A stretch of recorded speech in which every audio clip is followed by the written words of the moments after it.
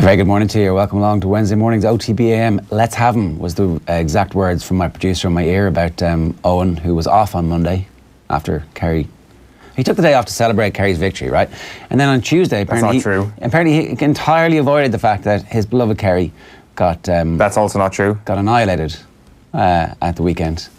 I was trying to think of like who would the list that the famous commentator would use. It would be, and then I couldn't remember. Is Karen Toole and Kerry? It is, isn't it? Yes. Yeah. Okay. So offensive that you'd even have to ask. So it's Peg Sayers, Karen Toole, the spa in the what's the hotel in Killarney that everybody likes?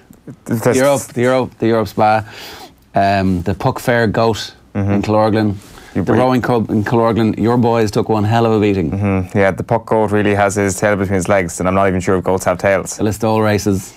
The Listowel races took one hell of a beating. Yeah, it's done now, isn't it? No. It's absolutely done now. No, you need to... No. I'm fine. Do you know what? I'm fine sitting here. Needs to be... It's the type of, like, this is the bleak midwinter now. I'm fine sitting here, like, just reiterating that I was correct last week. Yeah, I said that... I just want to say we've got a special guest. We've got Aidan O'Rourke on the line to talk to us about Kerry's defensive structure. Aidan, good morning to you. How are you? I was a little bit worried there for a second. That was actually real. Yeah, I don't know. I don't know. Okay. Full of piss and vinegar now, aren't we? Full of piss and vinegar. That's what happens when you're by far the inferior team on a given day. Mayo, I'll certainly be putting money on them to win the All-Irelands. If any team is going to stop Dublin this year, it's not going to be Kerry, it's probably going to be Mayo. Did you back Mayo 3-1? I did. Yeah. And a little emotional hedge? Not an emotional hedge. It was purely based on the head. Like, it was actually one of the most shocking pre-match market odds I've ever seen. That a team who went down beat that team in their backyard by absolutely destroying them in midfield. The midfield is the very same for the repeat of the game 2 weeks later, and they are not only outsiders, they are 3-1 outsiders at one point. 2-1 has been cited by Kieran Shannon this morning, but they were 3-1 at one point before that game last week. So yeah, and I'd say it's an embarrassment that was actually the odds. And I sat here last Friday morning and said that Mayo were going to win the game, and then Adrian Barry gives us weird things like, you don't actually believe that. It's like nobody from where I'm from is allowed to say that we are not good without it being Yera, and then when we start to defend where we're from, it's like you're getting carried away. So you literally cannot win in this thing. So and you could have won the game. That would have been the winning of everything. Like, I mean, you literally can win. It's a game. There's an outcome. You win or lose, and it turns out in this instance you've lost. I missed the game. We were in Switzerland. Yes, we were in Switzerland. What were you doing in Switzerland? I was at a radio conference called Radio Days Europe. How was that? It's good, yeah. What do you think of Switzerland? Expensive. Yeah. It's nice. The trains make no noise. They run on time. Everything is clean. The trains are unbelievably clean. And it's very expensive. No cans of Tuborg on those trains. There's no cans of Tuborg. Beautiful lake scenery, I'd imagine. Yeah. Where were you, Lausanne, was it? Yeah, so everything's on Lake Geneva, everything in Lausanne. And the train journey from Geneva to Lausanne skirts along. And it goes through that town, Nyon. Nyon? That's how you pronounce it. Oh, wow. They got it first time. We've been mispronouncing it all these years. Yeah. You didn't see any balls and glass balls or anything like that when you were driving through Nyon, because that's all that happens there, isn't it? What is it? What is there? All it is just one venue for a draw that UEFA use it for. There is nothing else in that city. We did pass a lot of sports organisations and their headquarters there. I'm like, what is it that first attracted you to the millionaire Swiss? Geographical convenience, I think, is the answer there. Yeah, lots of good airports and good hubs. In fairness, Geneva Airport, pretty standard airport. Seems the same as every other airport in the world. Very efficient, obviously. But I don't really understand why everybody has there. I mean, anyway. Yeah, that's probably a question for somebody on a higher pay grade. To change the subject away from your beloved Kerry. So, as I said, I was away, didn't see the game, but we were watching score updates, and it was like, was it 2-3 to 3-4 points or 2-5? 1 point, yeah. 4 points makes sense. It was a 5 point lead at one stage, yeah. Was it more than that? No, 5. I had a moment to correction on that. 5 was is as big as it got, I think. And you definitely... You must have been very excited at that stage. I swear to God, I was, when I saw it was 5 points, I do this in some games, but I was taking this very seriously on Sunday, that I was counting up the magnitude to which Kerry were leading, because I knew it would become a thing at the end of the game, that it would be like, well, they led by X amount of points at one stage and they ended up losing the game, because Mayo were even during that period. From the get-go, the better team. Like, they couldn't get to grips with Kerry in some respects in the first half, but there was always a sense they had control of the ball. They were moving the ball a little bit too slowly in the first half, and once they went a bit more direct, they were going to put Kerry to the sword, and that's what happened. Like, the strange thing about this now is that Kerry could have stolen the game at the end if David Clifford hadn't,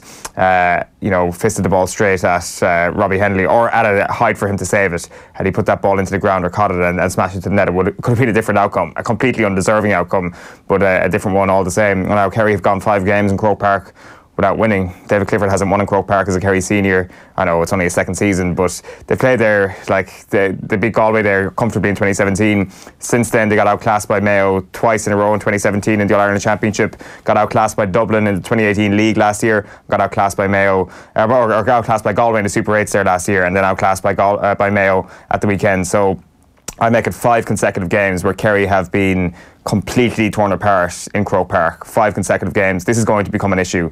It will, and it will start to seep into a problem. But they're not winning the All-Ireland this year. They're not the same teams. No chance. They're not the same teams, though. You can't, like, it's not a Croke Park hoodoo. You're saying it is, though. You're saying it's becoming an issue because it's a real thing. You feel it's a real thing. It will start to become a thing, will it not? If you keep coming away from headquarters thinking, geez, there's another day in Dublin that they actually haven't managed to get the job done. When it used to be the very opposite. When it was like they'd either take Fitzgerald Stadium or they'd take Croke Park, their 2 favourite grounds. But what do you think's going on? I just think I think it's very hard to look beyond the fact that this is an extremely young team and that it will take them until next year or perhaps the year after for them to actually reach their peak or something close to the peak. Certainly a required level that is needed to win an All-Ireland. Like, it's chalk and cheese comparing the 2 teams at the weekend in terms of the grizzled veterans. But also, the problem is there like a gap here between 2 generations? No, think about it though. So this is a league final, it's a chastening experience, they get overwhelmed, they don't play well. But they're also vastly younger. It's springtime. Mm-hmm. They will come good in summer. Like, I'm not saying it's going to happen automatically, but you can't write off their All-Ireland credentials on the basis of getting cleaned out at midfield in 2 games, because there's loads of time for them to fix something like that. And there's also, how much more improvement is there in this Mayo team? Like, they will be competitive against any team in any of the games. I think Mayo will get better again before the summer kicks in. Sure, but is it like what magnitude? It's like a percentage of it's like 10, 15, 20%. With Kerry, they could actually have quantum leaps in growth because it's the first year of a management team. It's a new team. It's a young side who will start finding patterns of play. The Crokes players come back. I agree, but it's not. I don't think that quantum leap is going to happen this year. I think they went very hard at the league, and there's no getting away from the fact that they were probably as tuned up for the league as any other county in any division really this year. So if they were a little bit off it, if they were in a Dublin situation, you might be able to give some excuse, but I can't really provide an excuse for that. It's like, it's going to be a tough year, and next year we'll be back. I want to play you this because they are hurting in Kerry. Here's Mike Quirk with Oireachtas immediately after Mayo beat them in the league final. Will there be an element in the Kerry mindset of Yara, 'tis only the league? You know, we don't actually say that word down in Kerry. Yeah. You all say it. No, we don't say it. You do. I hear it all the time. You said it 72 times here this afternoon.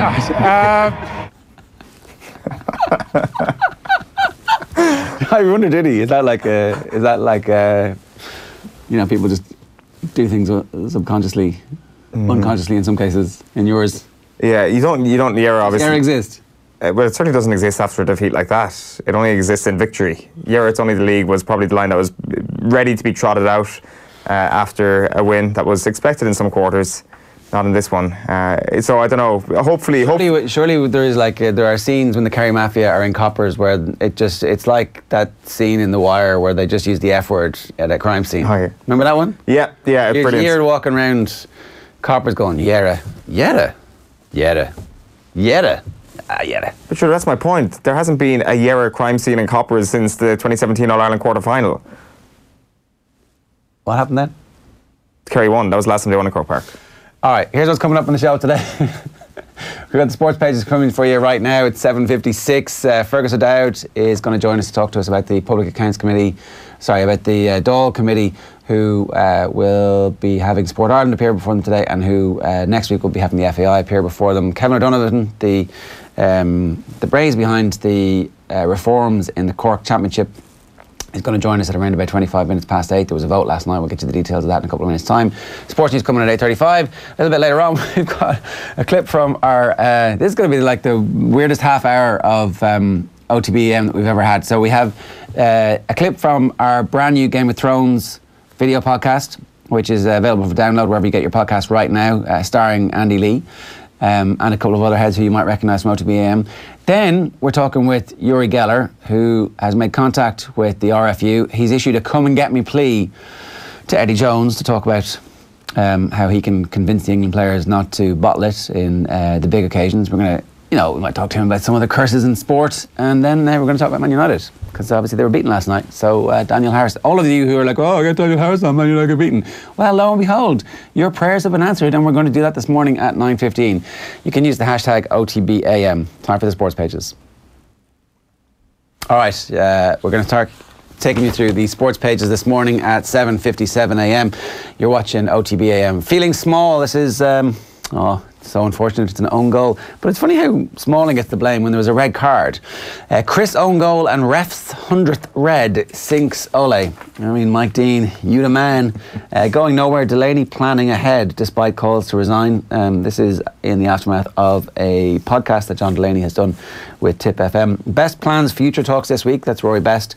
And the notion that he is not necessarily retiring from Ulster. GMAX return, Gary Murphy column. So that's what they have in the Mirror for us this morning. The Irish Examiner leads with thrown to the Wolves. Huge setback for United in top four battle. And Cork question, GAA clubs reject left field championship plan but agree format changes. Kieran Shannon this morning is writing about Mayo. He says Horan proves you can experiment and win. Rory Best says we've got our little wake-up call with regards to the Ireland team. Spurs are set for their debut at a spectacular new stadium unveiled yesterday. And his course, his rules, Trump not safe from critics on the golf course. So we don't always do the front page of the tabloids, but tab of the morning to you is Gunners and Riders, and then fetlocked and loaded. Cab feared gang swoop, racer was worth 400 grand. Armed Gardaí were sent to Punchestown to protect a Cheltenham winning horse seized from a convicted drug dealer, a court heard yesterday. The Criminal Assets Bureau are in a high court battle with Dublin drug pusher John Boylan over racehorse LeBake, who is at one stage allegedly worth more than 400 grand. LeBake is the one who would always have difficulty starting, but when actually made it to the start would not always win, but would very frequently just piss home because it was such an amazing horse, but was a little bit nervous at the start of races. That's Gunnar Hurt, young off as Ole boys crash. You get it right. Party like it's 1999. Pep United show quads so hard. Why would you talk about the quadruple as much as Guardiola addressed it? Is that just because it's the elephant in the room and he wants to talk about it and get it out there? Maybe he just wants to pump the chest out and be brash. I'm going to show the front page of the Irish Daily Star as well. Guns and Races is their headline of that story. Gordon Elliott's armed Garda escort at Punchestown over criminal gang fears, and John Delaney there is saying that he was doing the jobs of three men. The back page of the Star is Howler, Ole Ruse, United mistakes, rebel shoot down proposal. Meanwhile, this is Cork GAA's shooting down of the proposal to separate club and county players when it comes to certain county championship games in the county. We'll get more on that story later on. And Rory Best, I wanted to crawl under a rock. Ireland captain Rory Best admits he was a little naive to attend the Belfast rape trial. Wolves bite Ole again. Another Molyneux defeat for sloppy United. And Best Six Nations, the perfect wake-up call. We look at it as well and see what was different. Did we repair play differently? Did we take our eye off the ball with the World Cup? I've heard a few people refer back to 2007. But the beauty of it is this time, it's happened the Six Nations before. Is this going to be like the longest, slowest death by 1,000 cuts that any Irish sports team have ever had? Mm-hmm. Yeah, and by 1,000 cuts, you could almost mean that literally in the sense of injuries. Is it going to be like, you can make the comparison to 2007, but is it just the 2015 World Cup just on a grander scale? Just injuries after injuries potentially, I don't know. The Herald is Wolves feed on red slip. Misery at Molyneux for Ole as United's top four drive falters. And I can't stop quadruple dream, says Pep Guardiola, while John Aldridge this morning is writing about Van Dijk, saying his call was crucial to title. I didn't see this story, but Dan Martin crashed in Catalonia? Yeah, in Barcelona during the week. Did you see this? And somebody nicked his Garmin off his bike. I did not see that. As he was on the ground, they came over, are you okay? Yoink. He's, he doesn't want it back. He just wants the training information. To the guy who stole my Garmin off my bike and I was picking myself up with the floor yesterday, please send the training file to Inigo San Milan, his coach. He needs the information.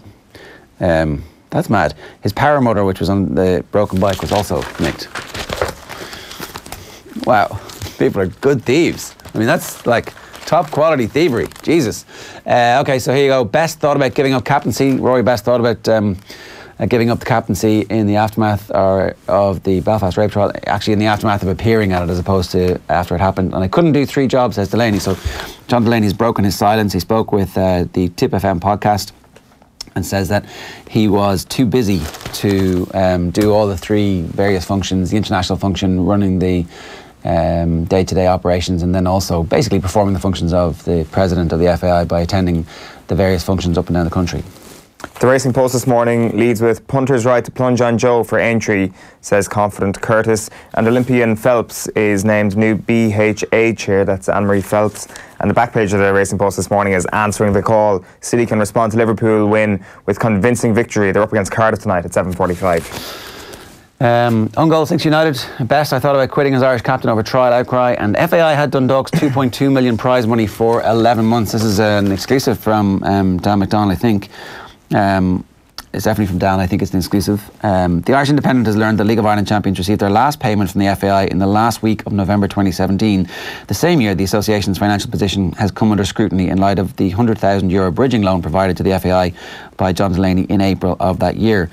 Dundalk received 2.2 million of a European bonanza in November 2017, almost 11 months after the bulk of it was paid by UEFA to the FAI. Now, you read into this, and according to one FAI source, it's understood that Dundalk's owners, businessmen Andy Connolly and Paul Brown, were keen on an arrangement where the FAI would hold on to the European money and then release it upon request in the form of staggered payments. So it looks like this was what Dundalk asked for. The timing of it, I think, is the interesting part. So Dundalk earned a lot of money from UEFA and then asked for the payments to be made in staggered form to them, which seems like it's not that unusual. It's the timing and the connection to 2017, I think, is the interesting part. The back page of The Guardian this morning is, we are in another dimension. Now it's time for Spurs to think like a big club, says Pochettino himself, and Daniel Levy pictured on the back page there. Flailing scenes in at Molineux. Wolves tear into United's top 4 bid as to beat them 2-1 last night. And Fulham down, Watford send Parker's men back to the Championship. And then Wolves on the rampage is the Telegraph, back page, the front page there. And then the back page is...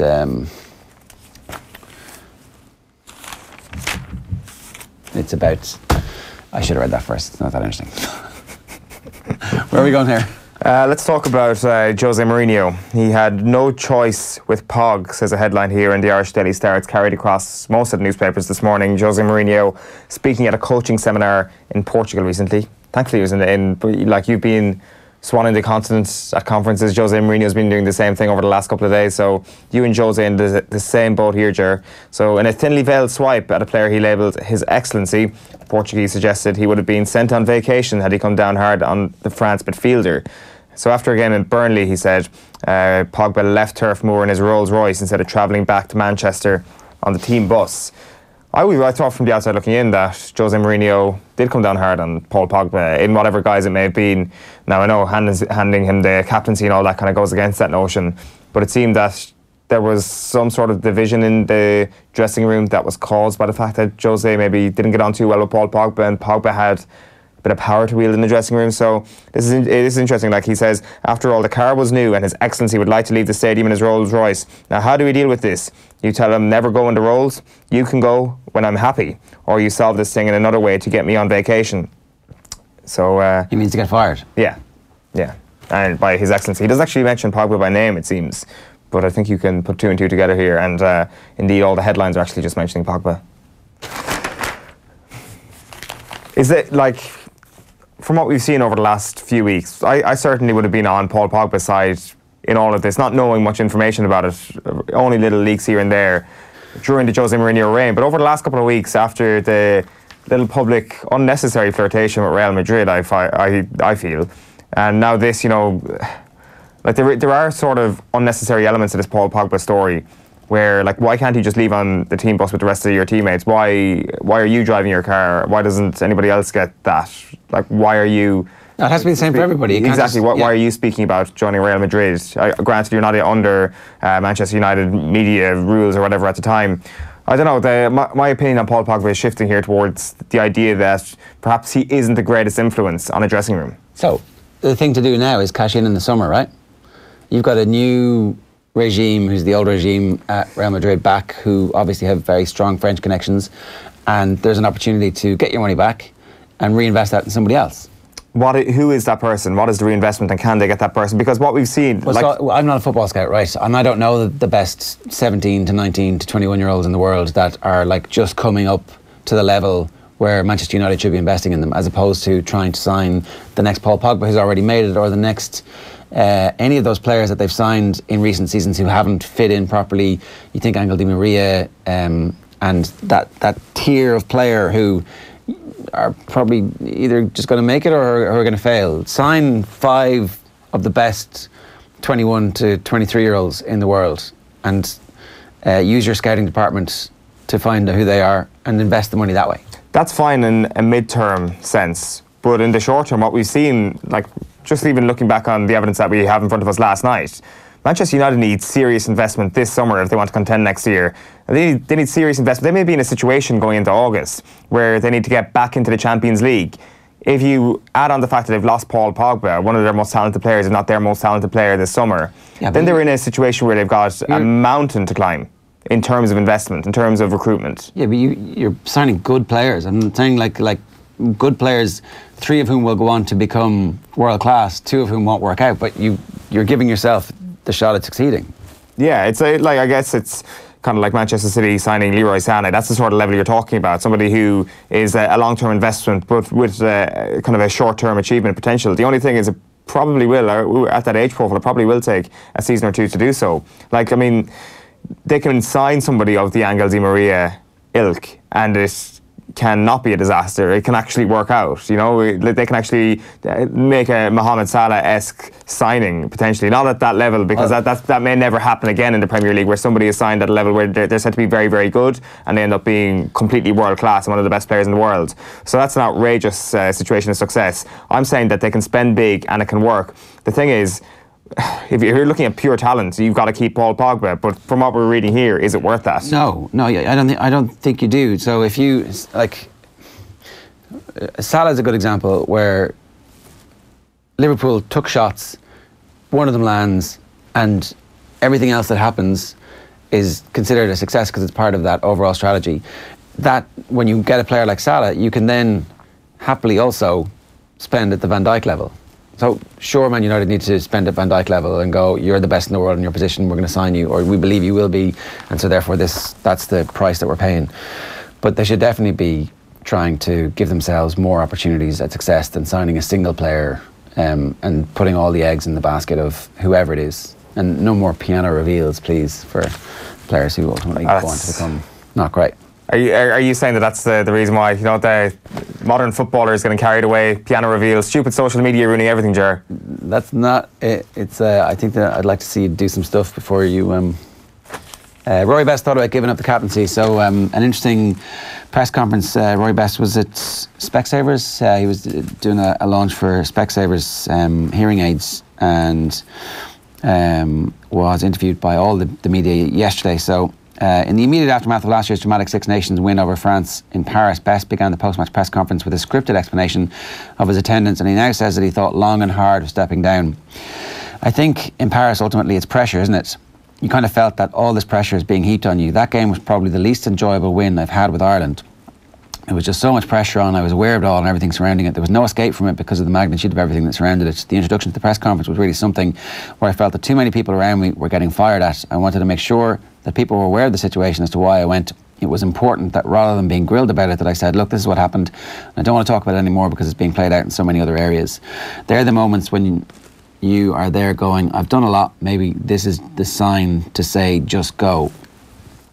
It's one of those times when you feel that the spotlight is on you and all you really want to do, all your instincts wants to do is, for want of a better expression, crawl under a rock somewhere. And then when you come out, you hope that it's all gone away. That's what your instinct is.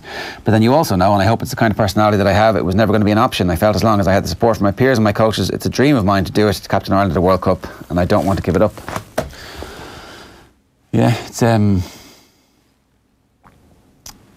interesting time to reopen that whole discussion, because the discussion doesn't really go away. Like, the questions still persist about, was it the right thing to do as the captain of Ireland?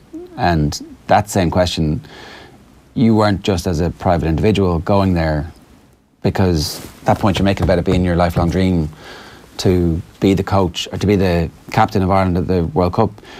You will be the captain of Ireland at the World Cup, and you were the captain of Ireland in the court that day. And that's the bit that I think isn't quite addressed in this bit here. And so until that bit gets answered, I think that question will persist. I think I'm not sure do you actually get to this quote, just in terms of the symbolic value of being Ireland rugby captain. He says that nobody wants to be in that position, especially when you're representing an island. I suppose I was a little naive after all that time to think that pressure only comes with rugby in terms of your performance. There are external pressures that you don't ever foresee coming up. So suggesting they're naive to think that pressures only comes with the performance as being the hooker for Ireland, as being the captain for Ireland, and what you're doing on the pitch, that he perhaps didn't see the bigger picture. Yeah, because that was the game when Not My Captain was trending up until the Le Drop. And obviously, the outside pressure did have an impact. So it's good that the outside pressure had an impact and that he was aware of it, because obviously it was such a big story. And it does point out that, I don't know if we actually invest too much in the role of captaincy. That whole England football captain thing has always been, to my mind, a complete nonsense. And maybe we need to take down the whole notion of being Ireland rugby captain a little bit, except he feels it. And so therefore he understands that there is a power to be wielded by being the Ireland rugby captain, and that it's not appropriate, I don't think, in the middle of a trial to represent the Ireland rugby team in that way. And I think that maybe is where that one needs to continue to be talked about. So there was one last story. We're going to talk about the Ireland back row. Yeah, the Ireland back row is where we're going next. Obviously, Dan Levy's injury at the weekend has completely, I don't want to say scuppered our dreams of squad depth, but you made the point at the start of the show about death by 1,000 cuts. Like, it's sort of looking at this thing on the back of a pretty poor Six Nations, the sense of mortality once again, the sense that, the idea of depth is only as good as how fit all your ducks in a row are. And really, at this situation, are we now saying that the back row that Ireland have it contains a lot of depth? Are we saying that it is the depth best? Is gone. But that is because of one World Cup ending injury. And I guess that's what it's all predicated on anyway in the first place, isn't it? Well, because we thought that we needed Dan Levy to get back in that team, because Levy was close to being our player of the tournament last year when we won the Six Nations, and seemed like he had become irreplaceable. And actually, the form of everybody else, while it's decent, wasn't at Levy's standard as it was last year. And you can't, this is okay. Levy will come back, and O'Brien and Van der Fleer will be the depth. And even the short cameo that he had at the weekend, which was like really the first time we'd seen him in ages. There's Quinlan's depth chart from pre-Six Nations. I mean, I would have had them reversed, to be honest. But that was just because Levy hadn't played in so long. Like, he had the potential to be the best back rower in the world. And look at the injury profile of those three open sides now. Yeah, and I don't think it's a coincidence. I was just about to say. Most attritional. It's like a running back in football. And you just bang, bang, bang the whole time. Tackle, tackle, tackle. And you're always there where somebody can roll you.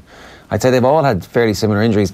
Van der Fleer was injured in a ruck when somebody lifted him and fecked him out of the way. That's where he tore his groin, and Levy's at the back of a ruck as well. So maybe those new rule changes have to happen, and rugby's going to become rugby league, and we're just going to have to get used to it, because it's ruining too many careers.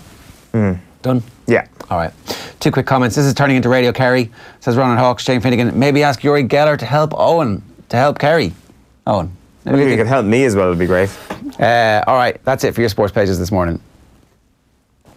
We've got Fergus O'Dowd, the chairman of the Joint Committee for Tourism, Transport and Sport, in studio in a couple of minutes' time ahead of their meeting to discuss governance, oversight and scrutiny when Sport Ireland come before the committee today and the FAI next week. First of all, we want to bring you a bit of this. It's Eric Donovan who joined Andy Lee and Joe on Off the Ball after winning the Irish featherweight title on Saturday night. As ever, in great form, he spoke about squandering his talent earlier in his career. The way I used to behave, I was a little bit kind of, a little bit off the rails, but I used to kind of put that down to a lot of things, like education, having no education, coming from maybe disadvantaged background, or my dad leaving home when I was 6 months old. All this, I used to project a lot of blame, but when this happened, the kind of projection of the arrows and stuff turned around and came on me, and I felt very low because I was at a stage in my life where I felt boxing was the only thing I could do, and it was my whole identity. I didn't know anything else about myself. I didn't learn anything else about myself, and I kind of felt like I was a boxer, and I'm only a boxer, and the only thing that I'm good at, I'm failing at. And I got really, really depressed and really down, and that was not long after that. I had to ask for help, ask for professional help, and from that moment, well, late 2011, early 2012, from that year on, everything about my life has been, getting back on track, improving, developing. A lot of help from a lot of people, a lot of good people, but humility as well is very important. A lot of honesty from myself, because you can't change, no matter how. I don't know how to articulate this, but you cannot change something that you're not aware of. Yeah, I think Eric Donovan is finally going to get the role in Irish sport that he deserves at the end of his career, and I hope it's not the end of his career, but like this late Indian summer that he's having is really worth paying attention to. We love him around here, and congratulations on a great win at the weekend. Now we want to move on because we've got Fergus O'Dowd, the chairman of the Joint Committee for Tourism, Transport and Sport, with us in the studio. Fergus, good morning to you. How you doing? Good morning to you. Good to be here. So this is an interesting 8 days you guys have ahead of yourselves. Sport Ireland are in today, and then next week it's the FAI. Just for anybody who's coming late to this story, maybe we should just come back a little bit. Why are Sport Ireland in today? Why are the FAI in next week? The government give about 2.9 million every year to the FAI, and they give that through Sports Ireland. So they're the vehicle by which the money is passed, and the due diligence on that money is done by Sports Ireland. So we have them in first because of the controversy that arose. And we will have clarity today following their visit to our committee as to the criteria they use, how they actually, how they operate their money, how they invigilate how it's spent. They've already told us that they audit their particular fund for many, many years, and they're absolutely satisfied that the money that they give to the FAI is used properly and appropriately for youth and for grassroots education, player development and regional staff development. The issue arises about the general governance of the FAI and the accountability, if any, to Sports Ireland in relation to that. As a committee, our job is actually governance of any money that is given to any sports organisation, either whole and in part in terms of their operations. Okay, so that's where it's at. Is this a different committee from the Oireachtas committee that had the 3 sporting bodies before them about 18 months ago? No, we are the committee that deal with transport, tourism and sport. They're the issues that we deal with in terms of our remit. So we're responsible, we act on behalf of the Dáil, of the people who are elected in the country. It's our job to make sure that obviously we do due diligence on all of the bodies that come before us. We have to be seen to be fair, we have to be seen to be objective. So this is not going to be today or next week. It's nothing other than a professional assessment of what is going on, what are the issues, where is the accountability, what are the questions, and obviously we want the answers, and that's what our members will look for. Are you limited to talking about the 2.9 million? Is that the figure you said? 2.9. No, we're limited to basically. Today we'll be talking to Sports Ireland about how they operate with all sports organisations. They have a common application form which everybody fills in, and then the diligence that they do on that, and also the concerns that they have about the £100,000 cheque which was, I believe, sent by Mr. Delaney to the FAI. What they have concerns about that, we have concerns about that, and clearly, we want to hear more about that and what they're going to do about it, if anything, what their powers are. Can I just talk to you a little bit about the last time that the various sports bodies were in front of the committee? Are you a new chair of this? I'm a new chair, I am. Brendan Griffin was the chair at that stage, is that right? Yeah. When Brendan became a minister, I was... That's how that works, because you can't, because that's kind of a conflict of interest. Okay. Because the process that they used the last time was a bit weird, Okay, well, I wasn't there. Well, that's a good start. You've been interviewed 1,000 times, right? I have, I suppose, yeah, sure. And you can tell the difference between a good interview and a bad interview at this point, right? Well, I hope I'm doing all right. Well, yeah. But if I was to ask you 10 questions at the start... I'll answer your questions, yeah. But here's the thing, if I asked you all the 10 questions at the start, and there was 3 you didn't like, I'm giving you an opportunity not to answer them, aren't I? Well, not really, because, I mean, whoever you are, you have to be accountable. I'll answer questions best I can. That's my job. But my point is that the last time... I know what you're saying. That didn't happen, Well, so what they did was the TDs and the senators were given an opportunity to speak. They spoke and asked all their questions. Yes, yeah. And then they went around the table and everybody else asked their questions. And at the end, whoever it was, and it wasn't just the FAI, it was the same for the IRFU. And of course, I understand. They were like, well, I'm going to answer that one and that one and that one. And my time is up. Off we go. Well, the first thing is that we're meeting at 2:30 in private sessions. So we will have our advisors in there, both our corporate in-house advisors, and obviously members of the Oireachtas will be there as well. So we're going to talk about exactly what you're saying, how we're going to approach this, what we can ask, what we can't ask. And the process is, you're right, that we go from each, there are a number of different parties there. You have Fine Gael, you have Fianna Fáil, you have Sinn Féin, you have Independents. So you have to be fair to every single group that's there, and they will have the right to ask their questions. But what we want is answers. Even the sequence of that. Can I just? Of course. No, you're right. I'm very happy. If it's going to function, you have a big opportunity. But if everybody asks their questions, then you don't get to build on the answers. If it when question answer, then you could go, well, as you just said there, that's an interesting point you break up. Well, we will decide that today. Okay, so depending on the issues. Because we weren't sure if that was like, if this is somehow written down in the heads of the Oireachtas. No, we ourselves. Obviously, everybody wants to ask the first question. But so I would like to ask the last question, to be honest. Well, I've no doubt you do. But here's the thing, so that's the bit of, if everybody wants to ask the first question. Yeah, well, that's reasonable. Yeah, I know. But even that it's the wrong attitude, because no. But the way we do, you see, how you decide that, you decide as a committee before you come in. What will be the order of questions? What are the areas of interest of different people? And then, obviously, you don't ask the same question as me, and you don't ask the same question as yourself. Yeah, and so that's the way it goes. Listen out to the answers. Yeah. That would be the other bit. Of course, yeah. What I mean, it's all in public. It's all in public. It's all in. It's all in front of everybody. So there's total transparency. Yeah, it's streamed live. Accountability. Yeah. What's the highest priority question for you? If you'd want my question is, the governance of the FAI. How do they invigilate? I mean, it's not good enough for me to say that yes, our 2.9 million is audited. We're very happy we do it time and time again. But the general governance of the FAI is a far deeper question to me. And if you look at the rules and regulations that you sign up to, like they actually say in their application here, that in order to approve funding to the organisation, Sports Ireland must be satisfied that, and I'm quoting, appropriate arrangements are in place for the overall governance and management of the organisation. To me, that is the key question. That is the key question, because it brings everything into play then. And there's another point. The FAI have advised us in their letter to us on the 18th of February. They say they name certain people who are going to come before us. Now that's for next week.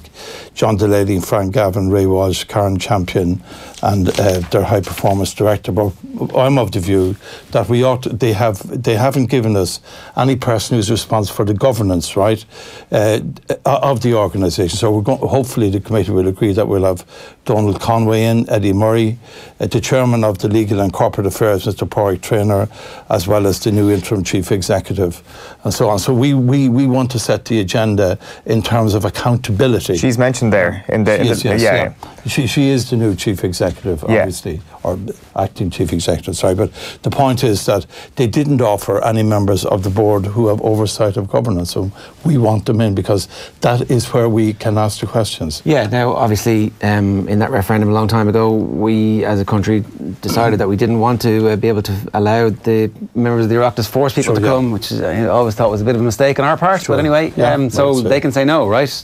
Well, they can say no, but the point is I don't expect them to say no, because it's too big an issue. Like there are tens of thousands of young people play every week.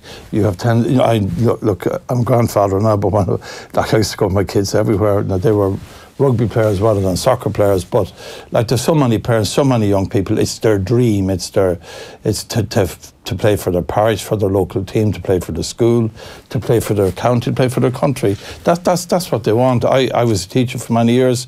I had in my classes the famous Gary Kelly, you know, I had Dave Colgan, I don't know if you ever heard of Dave, he was a great young youth soccer supporter. Nicky Colgan, who played internationally, and obviously Ian Hart. So I know myself from working with young people how big it is to be successful, and indeed how big it is to participate and to be part of that.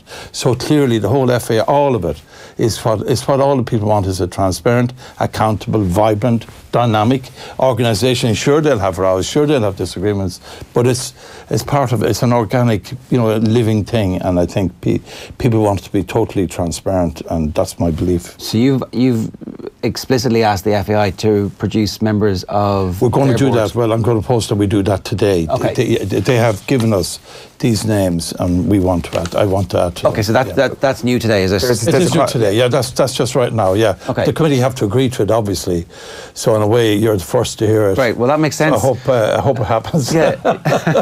Well, I blame you because no, that's great. We can definitely help each other out. We'll push for that. Yeah. To be honest, because we believe in everything you've just said about the power of sport and the value of sport, and it seems to me that it's like it's the type of thing that absolutely needs government intervention to make sure that the numbers continue to increase. And so it's great to hear you talk like that. We were very disappointed with the performance of the committee the last time. Okay, right. It felt a little bit like you hadn't... Set piece, yeah. It was very set piece. This won't be a set piece. Very grandstanding, and then also just a little bit of crack and talk about tickets, and you're like, come on, lads. Well, on the ticket, so much I want money. to make it very clear. I've neither sought, looked for, given or asked for a ticket from anybody ever. No, but that's even the way I do business. I'm not involved in any of that stuff. It became kind of give me one for the... But it was just a joke. Yeah. And actually, this is serious. This is very serious. Here's the thing, because it wasn't serious at that stage. Yeah. It's serious now, and you kind of realise, lads, in fairness, some members of the committee were definitely immune from this criticism. They had done work and they had stuff that they had done research on and they had detailed. Sure. But it felt like everybody gets equal weight because... Well, in fairness, on this issue, last December, Deputy Catherine Murphy asked, long before we knew none of this at that time, that they would be brought in. So in fairness to her, she is the person, the TD, who said, I want them in, and we agreed yes. There's an exchange of correspondence. There were 3 different dates given by the FAI, and they changed them. So we stuck to the 10th, which is next week. They did offer to come in today, but we said no. They didn't give us the answers. They didn't give us their accountability for the 100,000. They haven't shared their audit with us on their internal governance, which is a huge issue. We still don't have a copy of it up to close of business last night. We don't have an explanation, and we don't have the audit, and that is obviously of serious concern to all of us. And clearly, neither do the Sports Ireland up to close of business yesterday. So these are serious issues. You obviously asked for that. Oh yes, of course. Oh yeah, absolutely. Oh yeah, we want to get it. And now clearly... How many times have you asked for it? Pardon? Well, I think there's at least 3 different letters have gone out. I don't have them with me, but we have asked and we've expressed our concerns publicly as well. Look, this is not a game. This is deadly serious. This has to have the outcome which all of the people out there want, which is a more accountable, more professional body. No, there's no doubt about it. This is very serious, and we mean business, absolute. But we have to be fair. We have to be transparent. It's not a star chamber, and it is not. Yeah. And people have to be treated. No, that's fair enough. That's very important. Absolutely, yeah. From my perspective. I think that definitely the sequencing of how the questioning works will help to illuminate. Well, the committee will decide that today, but Catherine Murphy has already said at our last meeting that we should structure it in such a way that we act as a team. We are together. We are absolutely determined to get this outcome, which is best for everybody. And you're right. No, we don't want grandstanding or any of that bullshit, for want of a better word. We want straight talk, straight answers. And we want to make sure that we are accountable as well in our process. And I'm right in saying that while the committee can make findings and recommendations, the main point about this is that it is illuminating an issue for the public. It's shining a light. We shine the light as best we can. Now, the problem is there are legal constraints. There is a Supreme Court decision as regards how other committees acted. So I can't, and I don't know exactly the legal advice we'll be getting today, but that will be very important, that we can't move outside our legal realm, but which is clearly governance. strategies and plans. And I think everything we're talking about falls into that category. And again, I go back to the Sports Ireland issue. Appropriate arrangements are in place for the overall governance and management of the organisation. That's a key point. Yeah, because that's the key worry. That gives you the scope to investigate. Exactly, and you can't say we're only talking about the 2.9 million. Yeah. You have to talk about the whole organisation, full stop, in my view. Okay, good stuff, Fergus. We're looking forward to that, and it'll be streamed live, obviously, on the... Yeah, sure. Yeah, and so we'll be linking to that as well. Thanks very much. Just stay there for 1 second. Sure. We're going to be with the Cork GAA chairman, Kevin O'Donovan, next to talk about how they're restructuring. First, though, another clip from last night's brilliant interview with Eric Donovan. Here he is talking about redemption. Is this a vocation that you just need to do this? It's more about redemption, you know. I kind of felt like I had a serious talent from a very young age, and I knew that I was different. I was different from all the rest from a very young age. Like for the first 50 fights that I had, I think I was undefeated or something like that. And it's hard to live with wasted talent. Yeah, and then. There was so I felt like I was given a gift, you know, a talent, like, you know, of boxing, and then throughout my mid to late teens, right up to mid-20s, I kind of abused that in a way that I didn't realise at the time, but I was a bit lost in myself, and the guilt got to me about that, like, and right now it's about having no regrets and a bit of redemption, that when I get to the end of my career, when I do close this story and finish up and hang up the gloves, I want to be able to say that I rectified it as much as I possibly could and gave it my absolute best, 100%. You know, because not many people can actually say they did that. Like, I know so many people that who have finished their careers and they never really found out how good they could have been or how good they were. And I feel that I can actually get to the best place in my boxing career than I have been, you know, earlier on, midway. Yeah, every time you hear him speak, it's so energising. That's Eric Donovan there on the show last night. Go back, download that podcast, check out the whole video on youtube.com/offtheball. Just a word on what Fergus O'Dowd was saying there. The key takeaways really are the fact that the Oireachtas committee are going to ask for a different guest list. They have got a specific list of names, and essentially it's the new interim CEO and a bunch of the FAI board who are responsible for finance and governance, which is really interesting, which means that it won't just be about the running of the league or high performance, which is obviously what the makeup of the original suggested attendees on behalf of the FAI was. That was the first thing. And the second thing was that they do have the power to investigate the governance of the entire sports body as a result of Sport Ireland's charter. So let's see where that goes, and we'll obviously be covering that story over the next while, because it puts a bit of pressure on Sport Ireland too to make sure that they're doing due diligence beyond the individual bits that they provide to the various sports organisations. Difficult enough political ground, but let's move on, because we want to talk about the situation in Cork. Some fairly radical proposals to try and reanimate the championship season at club level were put to Cork County Board last night, and there was a vote. Kevin O'Donovan is the Cork County Board CEO/Secretary. Kevin, good morning to you. How you doing? Morning, Ger. How are you? Yeah, good. Listen, you obviously sparked a national debate. Some people very much in favour with the proposal that a couple of championship games might be played without inter-county players. A bunch of other people obviously on the other side of that debate. Ultimately, it hasn't come to pass in the vote last night. But before we talk about what the outcome was, what's your take on how that conversation went? I'm sure you were very interested in how it was evolving across the last 10 days or so. Yeah, we were thrilled with the process, to be honest, because we knew it was a game changer when we put it out there as an option. Remember, it was one of a range of options, so clubs could select from that menu if they wished. We were delighted it started that debate, because our agenda from the very start of this process was to raise the profile of the club game and do whatever we could to give regular, meaningful games to club players across a reasonable period of time. Hopefully the summer, that's off the table for the moment, I'm afraid. But we live in an imperfect world, so we knew that every option we put out there had holes in it, and every option we put out there had obviously very positive aspects as well. But we were delighted. I think the debate was very informed at times, and then I think there was a degree of hysteria at times as well, where people maybe didn't read the detail of it, and we were accused of all sorts of conspiracies, but that was funny at times too. Yeah, I mean, was the conspiracy the notion that you just wanted to get people talking about it, or was because if it had been voted on last night, would you have been pretty happy about that? Because it would have meant a bunch of meaningful games during the summer. Yeah, I think, and there would have been issues with implementation, would have been difficult, but we wanted to give the clubs their say, so there was issues raised. Obviously, we'd need a deviation from rule in relation to changing points, the awarding of points and so on in terms of the official guide, but we were going to pursue all of those aspects.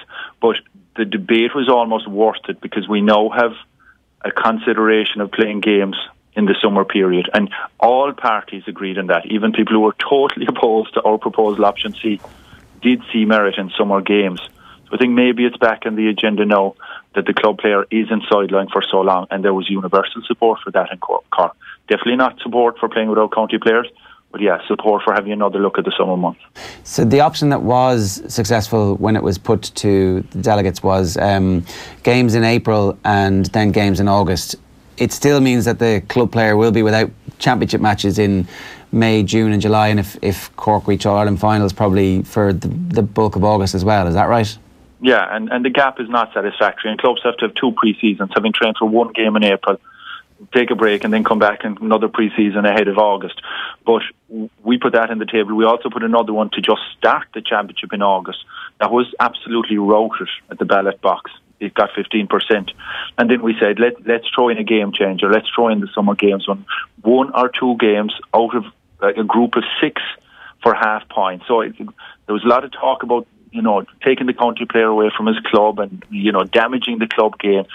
And that was a bit extreme, to be honest. The county player would be playing 3 games with his club in the group format, more than he's currently playing in Cork at the moment. In Cork, he currently plays the first round in a back door. So he was actually going to spend more time with his club next year. I think that got lost in the debate along the way. But another aspect I would like to add, though, is Cork did make radical change last night. Cork brought relegation back into their championships, having removed it 3 years ago.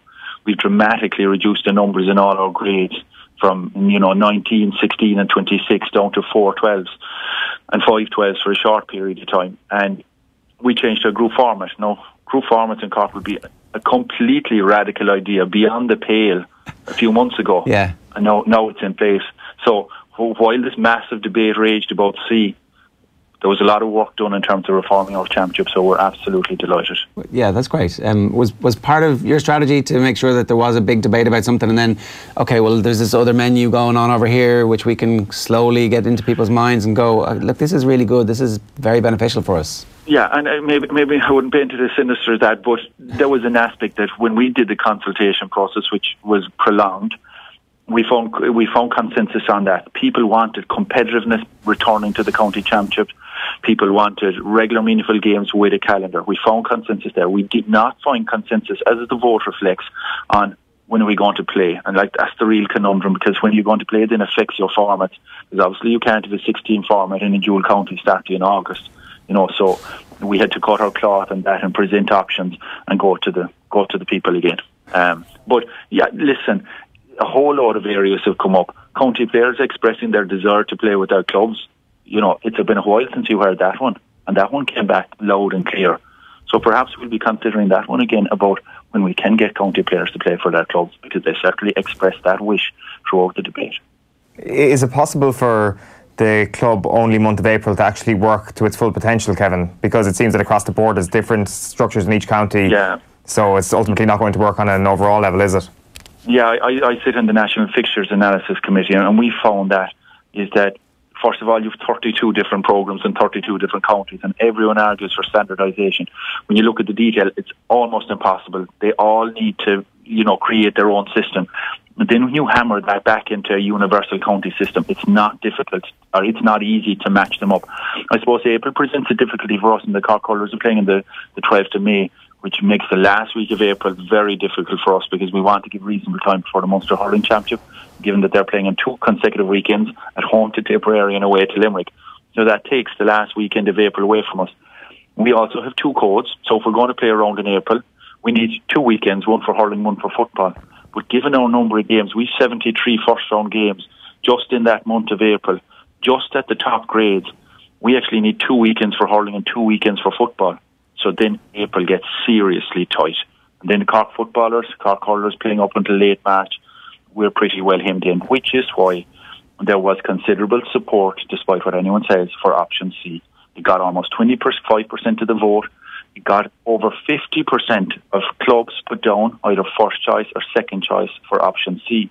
So while option A won by a landslide, 61.5%, option C was not beyond the pale for a lot of people. So while it was painted in some areas of the media as being radical, as undermining the ethos of the GAA, as ushering a rugby era, as us trying to, copper fasten the inter-county programme, not quite the story on the ground. Well, let's talk about that.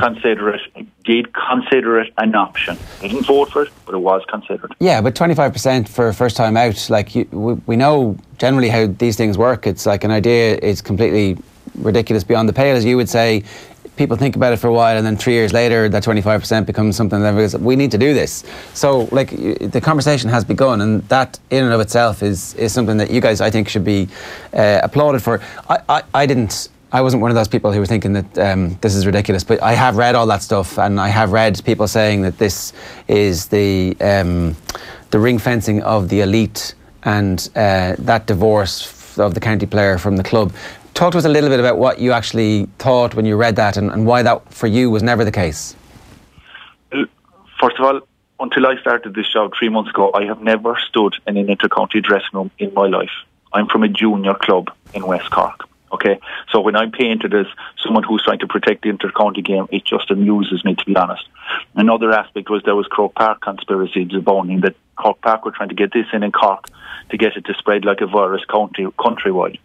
I would say the opposite was the case. I would say that, people in those positions would hope that this wouldn't come in, because it would have maybe started what some people would perceive as a rot that would spread.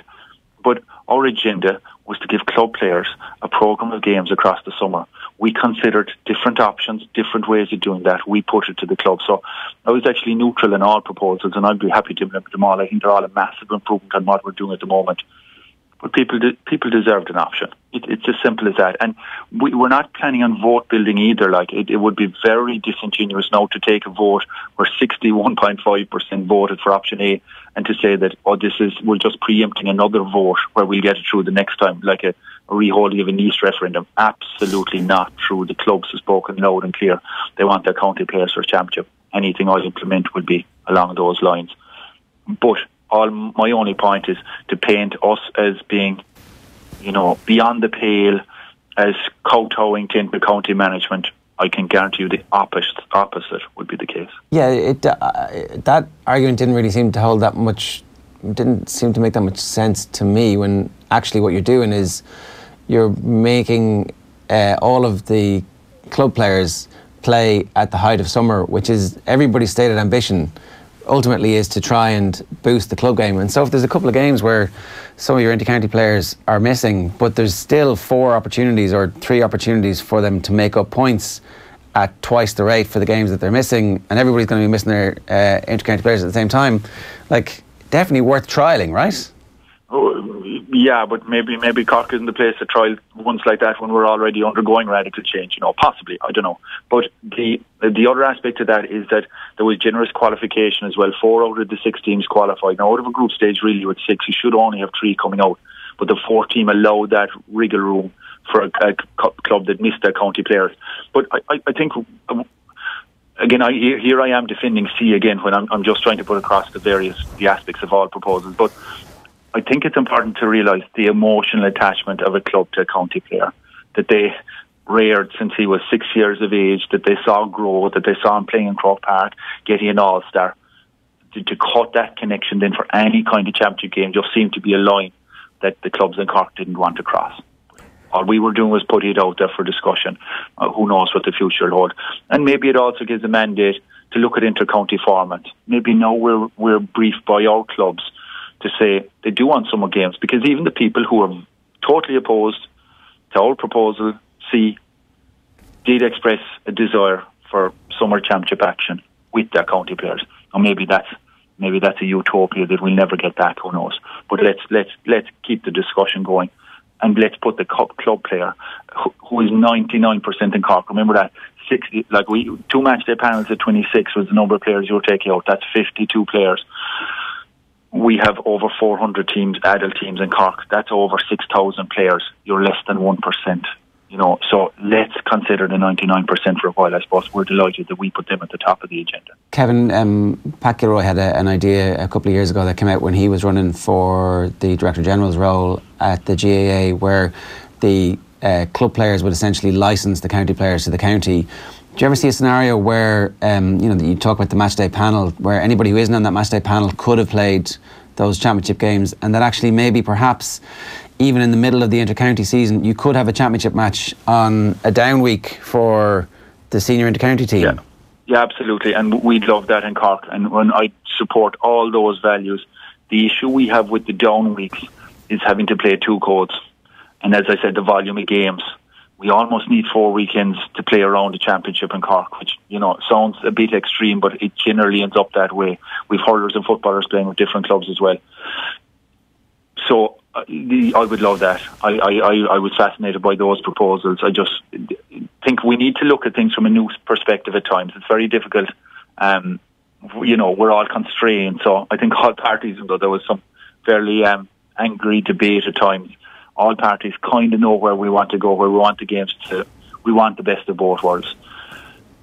In regard to the licensing, that is my view on it. I rail against the idea of county teams releasing players to clubs. It's bizarre. So, but on this side, we felt that option C was a viable one, to just release the pressure valve in the middle of summer, let a few games go ahead, keep the players at home from their J1s, keep them playing GA, keep the club active. We thought it was possibly a sacrifice worth making. The clubs decided it was not. Well, look, fair enough in getting the radical elements of the change that you did get through last night, and also well done on starting a debate, Kevin. It's been a brilliant start to your new tenure. Best of luck with it, and thanks very much for making the time to talk to us this morning. Thanks, George. Thanks very much. It's Kevin Donovan there, the Cork County Board Secretary/CEO, and I think Cork are in good hands. Yeah, it seems that way. The big issue here is that April is just too short, isn't it? It's just not going to work, that the inter-county season needs to be moved into one bulk, and that would solve a lot of problems. It would give county boards like Cork the autonomy to actually have a bit of wriggle room to actually do this sort of thing, because obviously you've got January to March at the moment, and then you've got May to August. In a county like Cork, they'd be expecting to fill all those months. As he said, 4 weeks to play one round of championship, that's your month of April gone, and in a lot of cases you're not going to get the full amount of April because they're playing on March the 12th, and you can't ask players to play a football match on the Saturday and a hurling match on the Sunday, can you? Well, no, that's the point, isn't it, behind the 4 weeks idea, that you kind of spread them out a small bit. Yeah, it's tough. It's definitely difficult when it comes to talking about fixtures. That's the level of nitty-gritty and nuance you're dealing with. So here's Tommy Walsh talking about Joe Canning. Here he was on Off the Ball last night, looking back on Limerick beating Waterford in the National Hurling League final at the weekend. Another Game of Thrones fan, it turns out. Here he is talking about Joe Canning's injury. Yeah, well, it depends. You see that poster right back up behind me, the Game of Thrones. Last year I spoke about the Munster Championship. Nobody's safe. You had 5 teams battling it out. We were trying to predict who was going to go through, who's going to be left behind. Tipperary, the team we all probably predicted would be the first name through out of the Munster Championship, didn't get through. Well, I think this year the Leinster Championship is going to be similar. I don't think Carlow will get through, but I think the other 4 teams, any one of them could be left behind. So Galway, what's it going to happen to Joe Canning injury, right? For Galway, they can look at the glass half empty or the glass half full. First of all, it's going to make sure that the guys step up. They have enough players. We have seen them putting up huge scores. So they have enough players to fill the void at Joe Canning. It's not going to be easy, but they definitely have guys that can take frees, that can score huge amount of points. Yeah. So I think from that side of view, if Micheál O'Donoghue plays it right, it could nearly drive on the rest of them. Say, let's do this, and Joe will be back. The other side of it, though, is I think it's definitely going to give huge confidence to their opponents. I would have predicted Galway to be probably the first name through out of Leinster. Yeah. Now, I'm not so sure. They're coming down, I think they're coming down to Nolan Park to play Kilkenny. They have to play Dublin, who top Division 1B. They have to play Wexford. I think that's actually up in probably Pearse Stadium, so they probably should win that. But as I said, nobody's safe, and Galway definitely aren't safe. So they can treat this and let's do it for Joe. And he got them out of enough holes over the years. So the Jon Snow reference was he's dead but he's coming back. Is that it? Is that what it was? Nobody's safe, potentially. Okay. Hard to know. He can make many reference. Was he predicting what was going to happen, or was that like this is you know? He's been dead, but he's come back from the dead. Spoiler alert. That's fine. Everybody's up to date now.